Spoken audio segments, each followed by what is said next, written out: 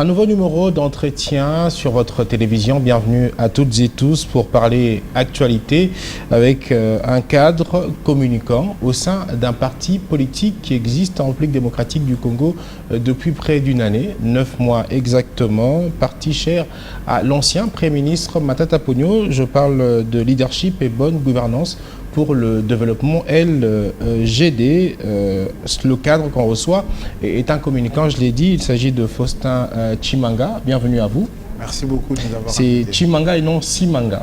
Ça s'écrit avec C. Vous pouvez prononcer Tshimanga. Faustin Tshimanga. Faustin Tshimanga, vous avez fait les sciences de l'information sciences de l'information et de la communication à l'université, ce qui fait que vous soyez communicant pour ce parti politique. Vous êtes membre de LGD, donc, mais pourquoi ce parti, pas d'autres? Vous l'avez dit, je suis licencié en sciences de l'information et de la communication de l'université Précieux et de l'IFASIC. Vous savez que la communication ne s'improvise pas. Il faut apprendre la communication, il faut travailler pour la communication. Et chez nous, à l'IFASIC, on disait, ou on dit toujours, que nous modélons la communication.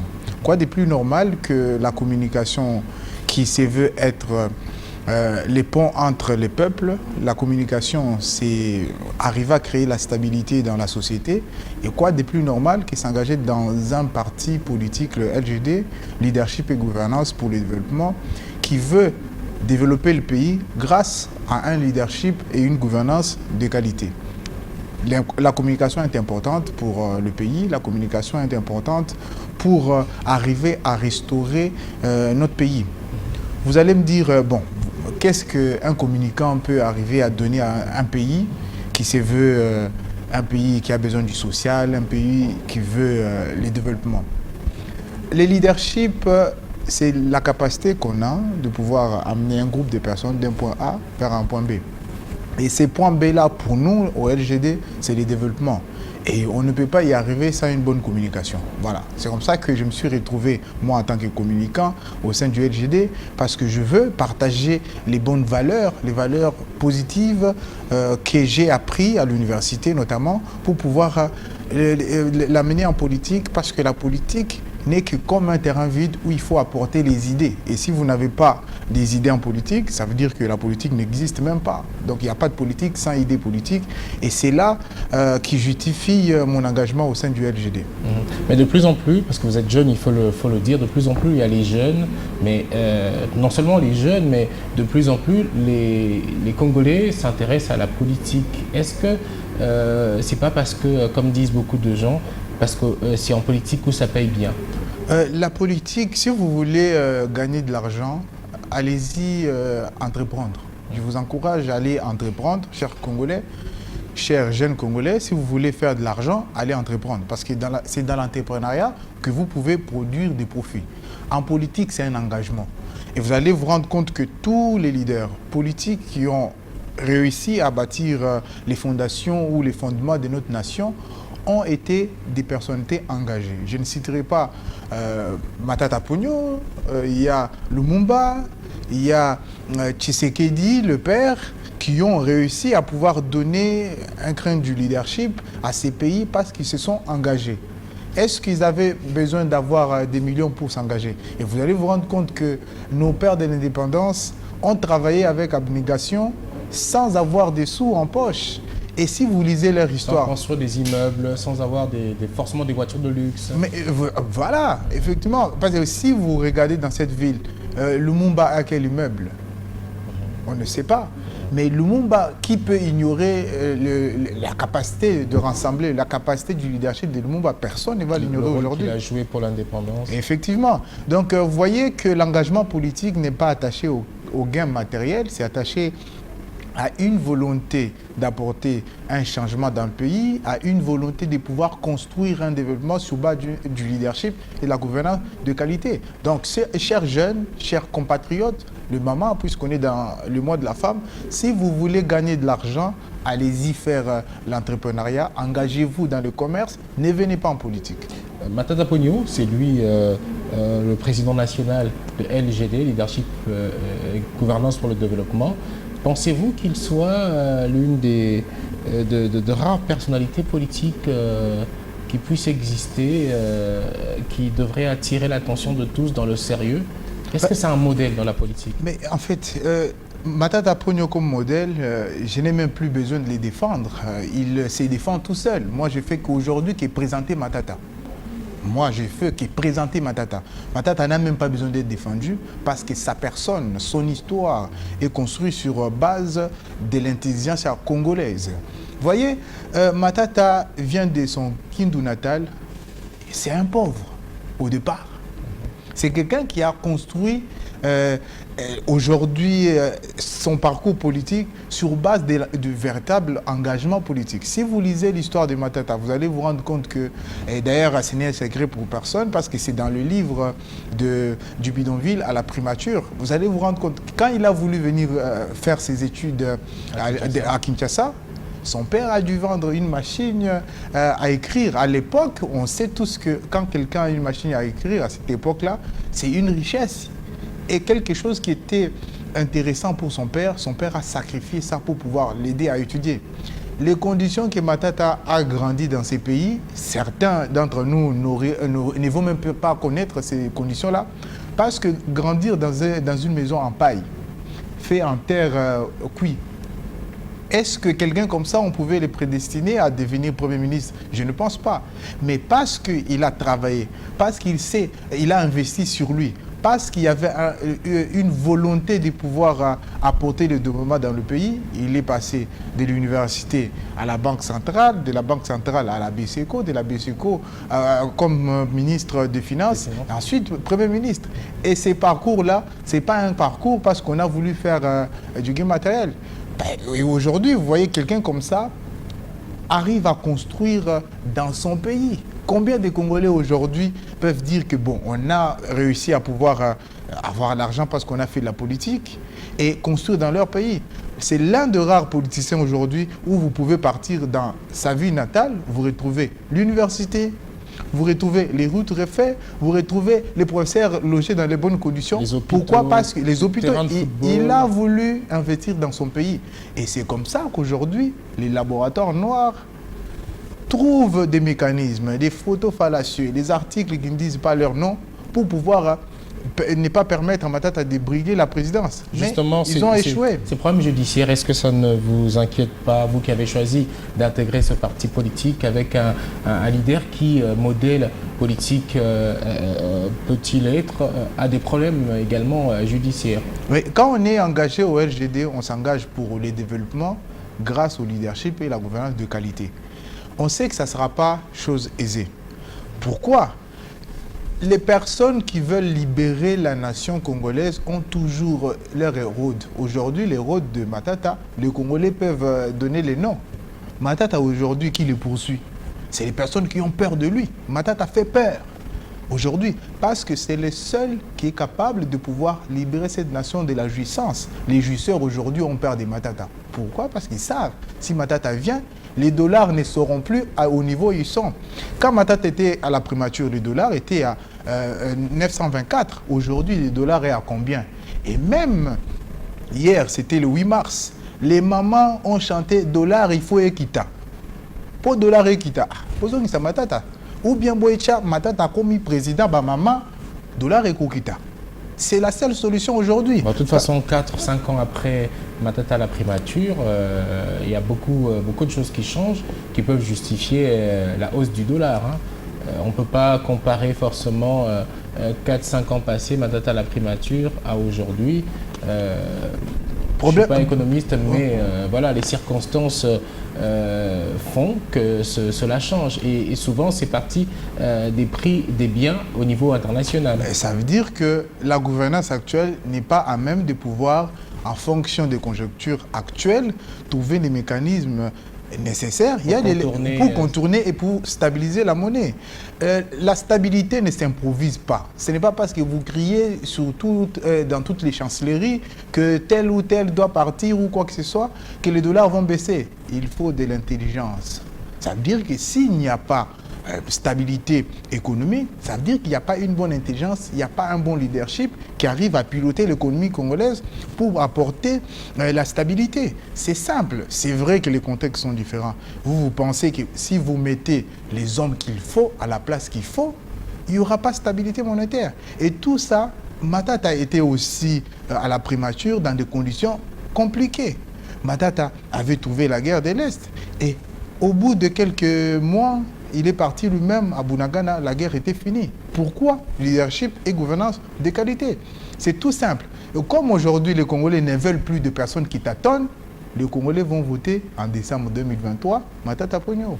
Alors, on a vu un rapprochement au sein de l'opposition, parce que le LGD est un parti de l'opposition aujourd'hui. On a vu un rapprochement Matata Fayulu et notamment avec le docteur Mukwege, Denis. Pensez-vous que ce soit un bon choix qui peut crédibiliser vos chances pour prétendre à un poste au niveau de la présidence de la République dans le futur pour ce qui sont des prochaines élections? Effectivement, le LGD est à l'opposition. Et les partis ou les personnalités que vous avez citées sont des partenaires du LGD. Le LGD à l'opposition, les CID, l'Ensemble pour la République ou le docteur Mukwege sont des partenaires. On a tous en commun une volonté. La seule volonté de développer ces pays. Pour les LGD, le développement arrivera que grâce au leadership et à la gouvernance d'égalité. Et chaque parti aujourd'hui, les CID ou l'Ensemble pour la République, qui sont les partenaires du LGD, ont leurs objectifs politiques. Nous aussi, on a nos objectifs politiques. Mais ça n'empêche pas que nous soyons des partenaires, parce qu'on est à l'opposition. Le LGD est un parti de l'opposition. Aujourd'hui, Titi, le grand parti, parce qu'il est fort de ses idées, le LGD est fort de ses propositions politiques et de son offre politique qui se résume par le leadership et la gouvernance de qualité. Puisqu'on parle d'élections, êtes-vous rassuré qu'elles vont avoir lieu cette année au regard de comment évoluent les choses? La Constitution veut que les élections se passent 5 ans. Chaque 5 ans, j'allais dire. C'est-à-dire que les 5 ans, nous tous on sait que pour que nous puissions respecter le calendrier, respecter la Constitution, il faut que les élections se déroulent en décembre 2023 pour que en janvier 2024, que le nouveau président puisse prêter serment. Si Félix Tshisekedi n'arrive pas à organiser les élections, ça veut dire qu'il aura échoué sur tous les plans. Parce qu'on n'a pas oublié quand ils étaient à l'opposition, ils criaient sur tous les toits. Nous, on veut les élections en 2016. Nous, on veut les élections en 2016. Pas de glissement. Et aujourd'hui, on a l'impression que le président de la République et l'Union sacrée cherchent des faux fuyants pour ne pas organiser les élections. Ça veut dire qu'ils ont été incapables. Pourquoi il va refuser d'organiser les élections alors qu'il a encore un deuxième mandat de droit, d'ailleurs? Un deuxième mandat de droit, vous dites? Qui va lui donner un deuxième mandat aujourd'hui? Et vous, vous êtes conscient que quand les gens regarderont sur leur route, Kinshasa, 0 trou, mais on retrouve en face ou à côté de l'hôtel de ville des flaques d'eau, pendant qu'on nous vend Kinshasa, 0 trou. Et vous pensez que les Congolais vont donner un deuxième mandat à Félix Tshisekedi? Non, parce qu'ils auront compris qu'on ne veut pas de quelqu'un qui tâtonne. Parce qu'aujourd'hui, il y a tâtonnement à la tête de la République. Et les Congolais veulent le leadership et la gouvernance de qualité. Et cela passe par Matata, seulement par Matata. Et dans ce rapprochement, je reviens sur ce rapprochement Matata, Fayulu, Dr Mukwege. Bon, jusque-là, c'est Matata qui s'est déjà prononcé comme candidat à la prochaine présidentielle. Pensez-vous qu'il n'y aura pas de frustration au sein de ce rapprochement? Matata qui sera forcément candidat président, Fayulu qui va également, comme en 2018, se présenter comme candidat. Le docteur Mukwege, Denis, on ne sait pas encore trop. Est-ce que ça ne sera pas un problème, un peu comme ce qui s'est passé au sein de l'opposition avec Fayulu, Félix Tshisekedi, Vital Kamerhe et les autres qui ne se sont pas convenus sur le choix d'un candidat commun? Le LGD a porté Matata candidat aux élections de 2023. On veut que les élections soient organisées en décembre 2023. Le LGD a porté Matata candidat. Matata ne s'est pas choisi lui-même candidat, le LGD qui l'a porté. Les Congolais qui adhèrent au LGD l'ont porté et plusieurs Congolais en RDC aujourd'hui comprennent que il y a nécessité que Matata devienne président de la République.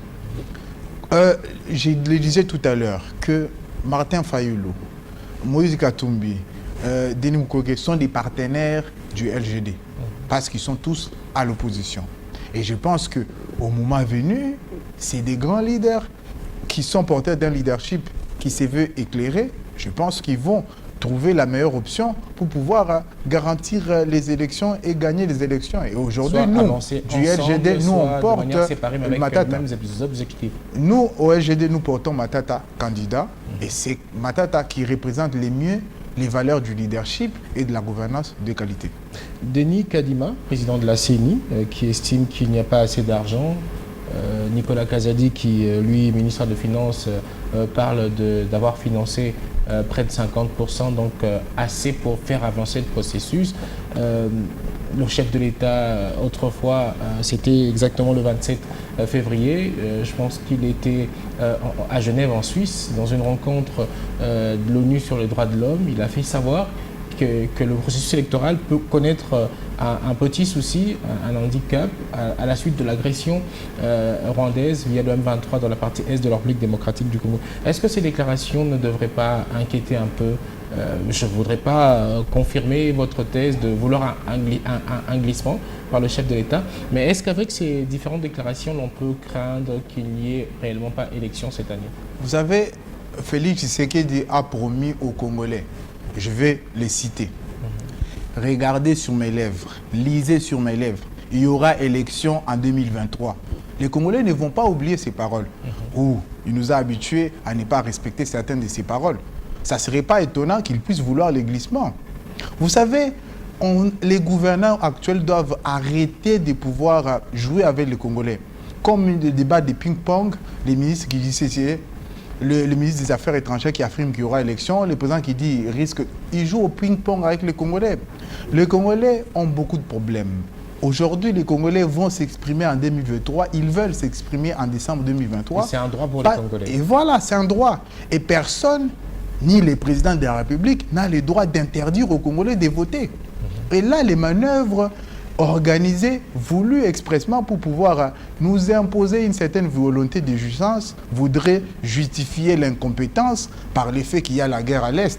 Vous vous rappelez qu'à l'époque, l'opposition à laquelle le président actuel appartenait a obligé les Congolais à aller marcher parce qu'il fallait que les élections se fassent en 2016. Et je pense qu'il n'a pas oublié ces combats-là. Et aujourd'hui, s'il répète les choses qu'il décriait l'autre fois, ça veut dire que c'est bonnet blanc, blanc bonnet. Et ça veut dire que les Congolais vont vouloir les personnes qui respectent leurs paroles. Il nous a promis les élections en 2023. Il doit donner les élections en 2023. Vous avez obtenu votre carte d'électeur? Effectivement, nous sommes enrôlés parce que le LGD a appelé les Congolais à s'enrôler.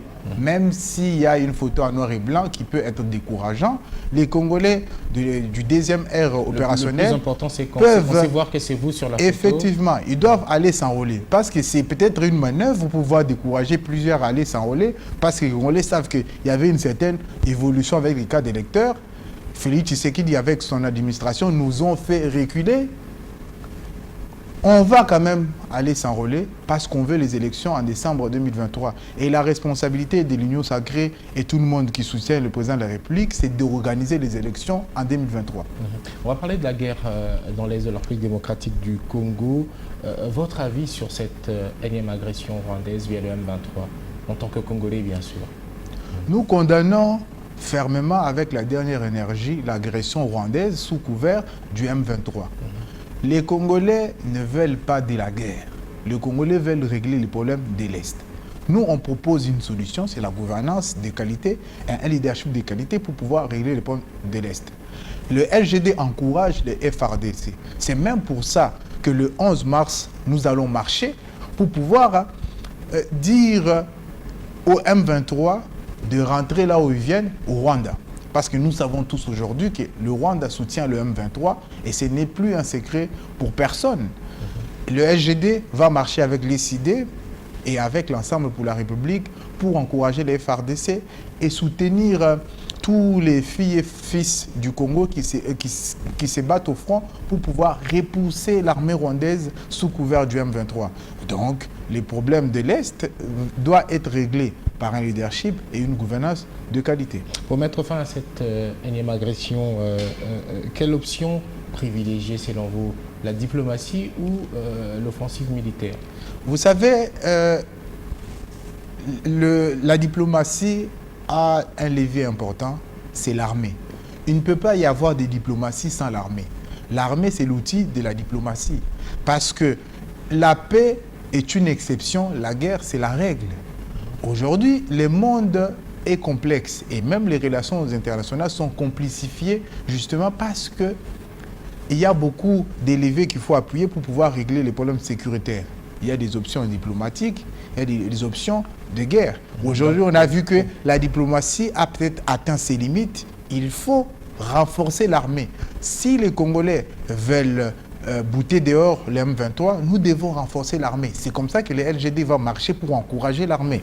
Donc pour vous, les deux options sont bonnes, que ce soit diplomatique, notamment l'intégration de la RDC à la communauté des États de l'Est, de la région de l'Est en Afrique, la force régionale qui arrive, il y a eu les troupes kenyanes qui étaient déjà arrivées il y a quelques mois, les troupes burundaises qui viennent d'arriver depuis dimanche dernier.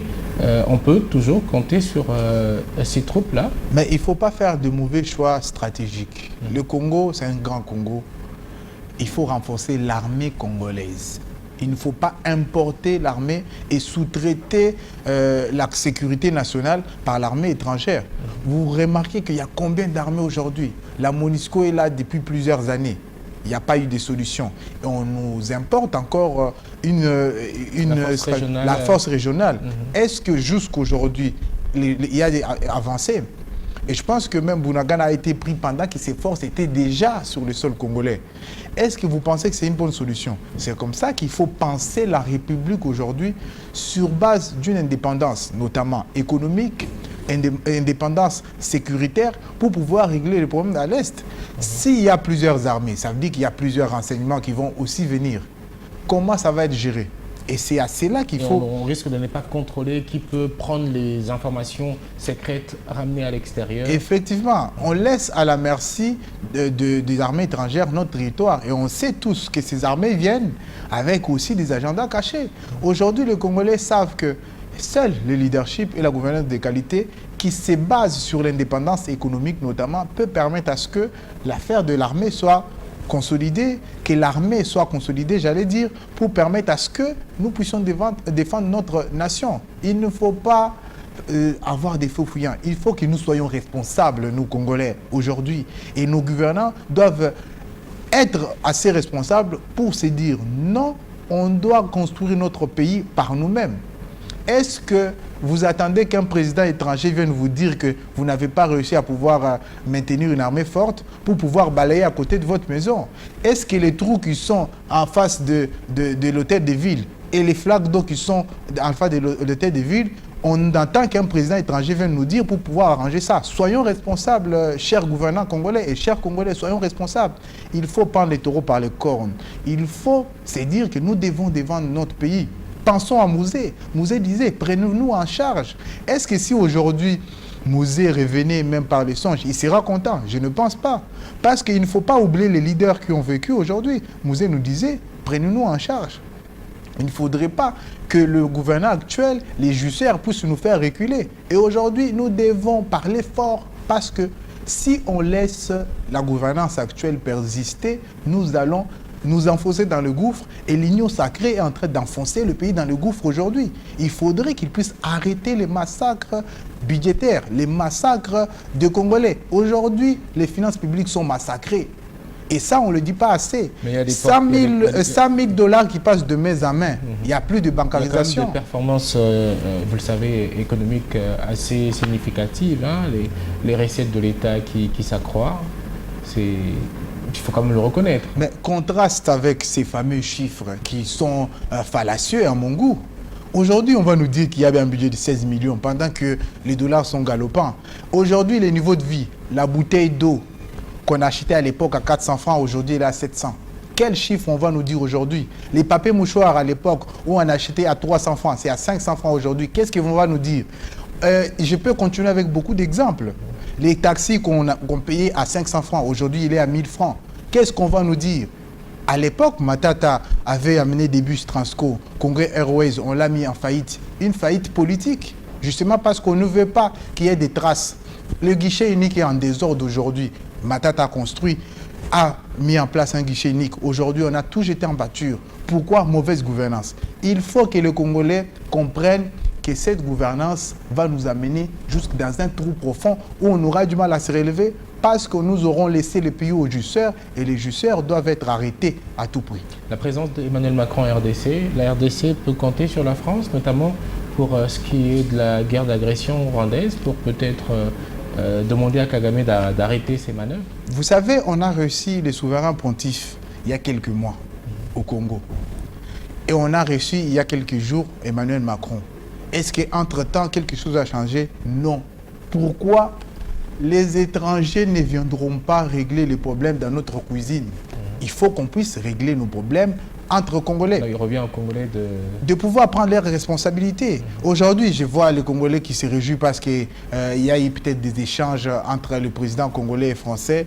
Écoutez, chers Congolais, nous devons prendre nos responsabilités. Et aujourd'hui, Félix Tshisekedi et son administration prendront la responsabilité du gouffre dans lequel ils ont remis le Congo.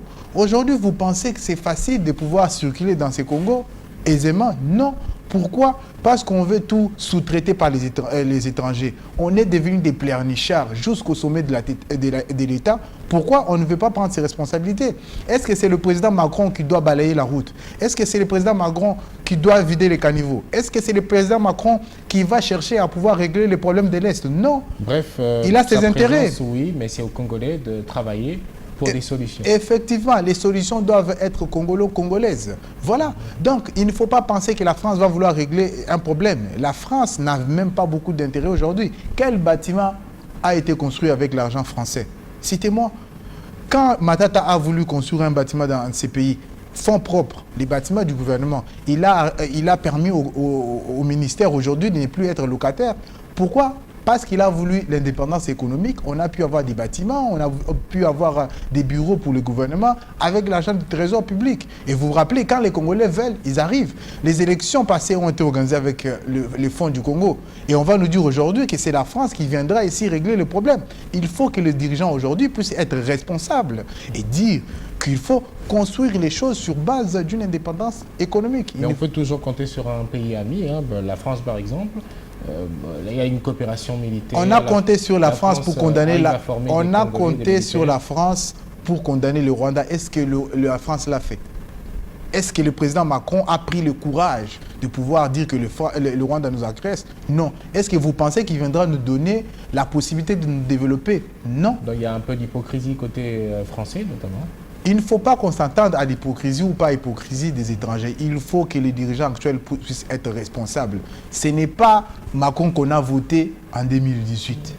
Et ces Congolais qui étaient contre ce voyage ici en RDC du président Macron, c'est justifié. Le fait déjà qu'on qualifie la France d'être un allié du Rwanda, pas forcément dans la guerre contre la RDC, mais la France est très proche au Rwanda. Il y a des Congolais qui n'étaient pas d'accord de la présence du président français en RDC et qui souhaitaient, comme vous venez de le dire, que la France puisse dire ouvertement que c'est le Rwanda qui soutient le M23. Ces Congolais-là veulent que les pays soient pacifiés, les Congolais-là veulent que les pays soient en sécurité. S'ils ont l'occasion d'exprimer ces vœux-là à travers la venue, parce que Emmanuel Macron a créé l'émulation au Congo, a créé un buzz au Congo, et ça a permis à ce que, quand l'eau est agitée, tout le monde qui a les expressions doivent se jeter à l'eau. Pourquoi? Parce qu'ils veulent que leur voix puisse être entendue. Et ces Congolais seront exprimés, ils ont la liberté d'expression que la Constitution leur donne et ils doivent pouvoir s'exprimer. Et aujourd'hui, on se rend compte qu'ils avaient raison sur certains points, qu'il faille que le président Macron puisse condamner. Mais nous voulons que les Congolais, les gouvernants congolais puissent prendre leurs responsabilités. Il ne faut pas attendre que le président Macron puisse venir dire qu'il faut condamner le Rwanda. Plusieurs chancelleries l'ont dit, l'ont condamné. Est-ce que les choses bougent? Non. Il faudrait prendre nos responsabilités nous battre s'il faut, créer l'intelligence nécessaire pour pouvoir régler les problèmes de l'Est. Et ça passe par une gouvernance et un leadership de qualité. Voilà. Prochaines élections, est-ce que Faustin Tshimanga serait candidat? Ce n'est pas la campagne, mais est-ce que vous pensez qu'en intégrant ce parti politique, en étant désormais dans la politique active, il est temps aussi pour vous, pourquoi pas, d'intégrer le Parlement national ou les assemblées provinciales pour militer au profit du développement? Nous sommes en train de communiquer pour notre parti politique. Notre priorité pour le moment, c'est les partis politiques. Nous voulons que tous les Congolais, même du fin fond, puissent comprendre à travers notre action de communication que le parti LGD veut le développement grâce au leadership et la gouvernance de qualité. Je suis enrôlé. Ça donne beaucoup de droits avec cette carte. D'être candidat, comme de voter, voilà. Je suis un électeur en ce moment. Merci à vous, Faustin Tshimanga. Peut-être un message aux femmes de la République démocratique du Congo à l'occasion de ce mois de mars, mois dédié à la femme, mois dans lequel nous célébrons la Journée internationale des droits de la femme, parce que c'est une journée qui ne devrait pas être une journée de fête, mais plutôt une journée de consécration à des débats pour militer sur les droits de la femme. Est-ce que vous avez peut-être un message à adresser, que ce soit aux femmes de votre parti politique ou la jeunesse congolaise féminine? Voilà, je vais profiter de cette occasion pour relayer le message que j'ai reçu hier lors d'une activité organisée par la très dynamique présidente de la fédération FUNA2, Claudine Komba, qui a réuni les mamas de Yolo, les mamas de Ngiri de Bandal à un des sièges de la fédération. Et FUNA2, je vais relayer ces messages-là parce que nous l'avons écouté. Nous avons écouté ces mamans-là qui nous ont parlé en face, qui nous ont dit, dites à Matata Ponyo qu'au moment où il sera au gouvernement ou qui sera en train d'élider les gouvernements, vous comprenez donc qu'ils ont voulu exprimer. Ils se sont vus déjà avec leur président de la République, Matata Ponyo, qui gère les gouvernements à travers son premier ministre. Ils veulent que les développements viennent. Ils veulent que les femmes se retrouvent développées à travers les microcrédits, les financements de leur activité. Les concrets, c'est ce que les mamans veulent. Et ces mamans-là sont prêts à donner leur voix à Matata Ponyo parce qu'ils veulent que les choses soient bien faites. Et ils ont donné un nom à Claudine Komba qu'il appelle fidélité. Et ils ont dit que Matata Ponyo est fidèle aussi à ses convictions.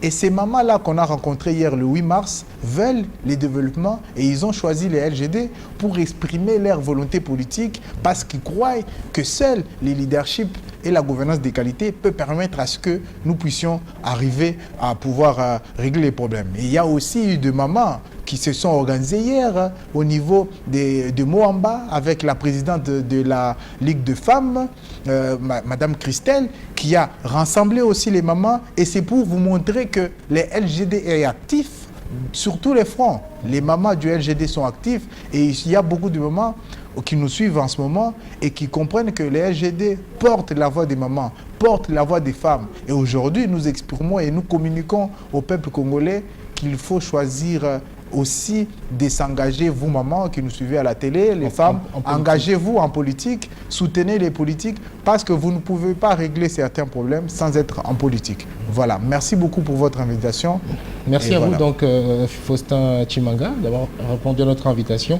Je rappelle que vous êtes cadre au sein de LGD, Leadership et Bonne Gouvernance pour le Développement, qui est un parti politique qui existe depuis près d'une année, parti cher à l'ancien Premier ministre, actuel sénateur Augustin Matata Ponyo. Vous êtes communicant et cadre au sein de ces partis. Merci d'avoir répondu à notre invitation. Certainement qu'on vous aura encore très prochainement, peut-être pour parler autre chose, peut-être pendant la campagne électorale, on en saura un peu plus si vous serez toujours électeur ou candidat. Merci également à l'équipe technique qui nous a accompagnés, à vous également, chers téléspectateurs, de nous avoir suivis. Merci de continuer à rester fidèles au programme de Digital Congo. Portez-vous bien et à très bientôt.